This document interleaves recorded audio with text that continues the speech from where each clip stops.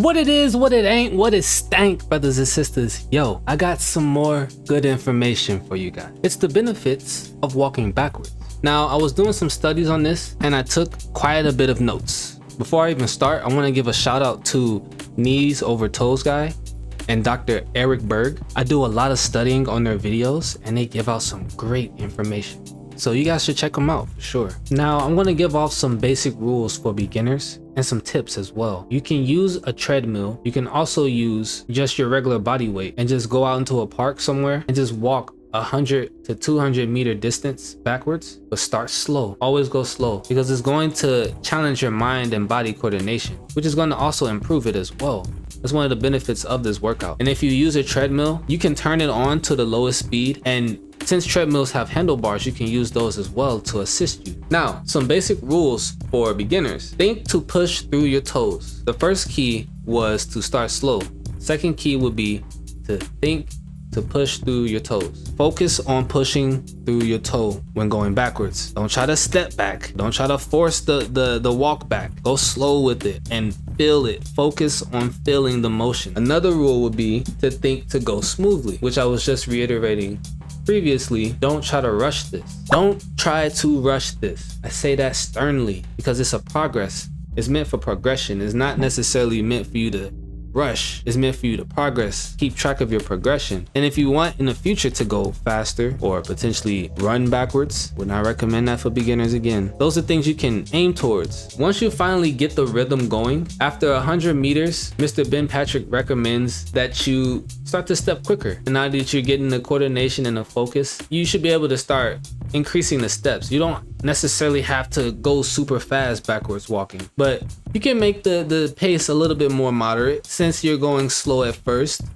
you can just pace it up, you know, after a little bit of time, after you get the hang of it. Another thing to keep in mind is to look for a fair ground of resistance for a more natural feel, you know, because too much resistance and you'll get that lean back motion. You're not necessarily using your knee muscles to its full potential. You're then using your back muscle. I mean, even though it does strengthen the lower back walking backwards, in that regard, putting too much tension on your back could potentially do some damage. Now, I have a topic right here, and the highlight is which muscles are you working more of when walking backwards than forwards? This was on a podcast that Mr. Ben Patrick and Dr. Eric Berg had. Now, what Mr. Ben Patrick said on the podcast was, you don't get much stimulus going up to the knee when going forward. However, when going backwards, since starting with the toes, the shin muscles are working more, and actively, it makes your vastus medialis stronger, so it's beneficial. Studies also show that it relates to less knee pain since you're working the knee joints more, the knee ligaments more. You're putting those through more active loads and active strengthening. It makes them stronger, and proportionally, you get more stronger from the ground up. Another thing to keep in mind is shoes play a big role in your foot health. A lot of the shoes that are made in stores, they have your feet crammed up a lot. The toes are supposed to be wide and spread out. When the feet get like this, you don't have much coordination in your walking, and all of that can damage your knees,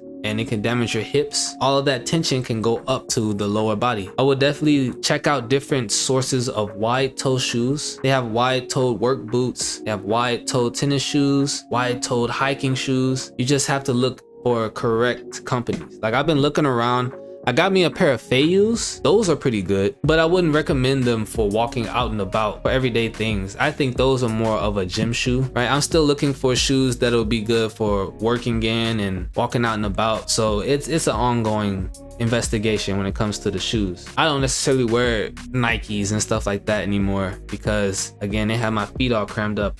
They may have some wide-toed Nikes out there, or Jordans or Adidas. I try to stay towards things that will help my feet heal, because over the years I've been wearing some very crammed up shoes. Ever since I've changed up the footwear that I've been wearing, my feet have been feeling healthier. It's one of those things to keep in mind for sure. Definitely invest in some shoes that will help heal your feet, and take note of the shoes that are hurting your feet. So some more key notes on how your body gets stronger through backwards walking. Your body gets stronger through the big toe, the arches in the foot, Achilles, the low calf muscles, as well as the psoas muscle, which is among the most significant muscles throughout the vertebrae because it's connected to the hip. Your hip extensions and your hip flexors are getting a good workout. You're gonna get twice the burn than you would when you're walking forward. Since it's a safe progression workout, I'm pretty sure a lot of physical therapists recommend this type of training, but it's still something that I'm looking into. That's why I highly recommend others to look into this stuff as well, because it's just the word of mouth. The more people that know about it, the more people that can help out spread the word. Just make it better and easier for everybody. You have to be willing and wanting to